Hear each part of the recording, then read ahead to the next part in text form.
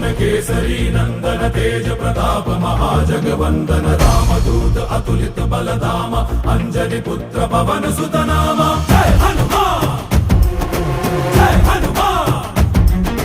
भूत पिशाच निकट नहीं आवे महावीर जब नाम सुनावे संकट से हनुमान छुड़ावे जन्म जन्म के दुख बिसरावे।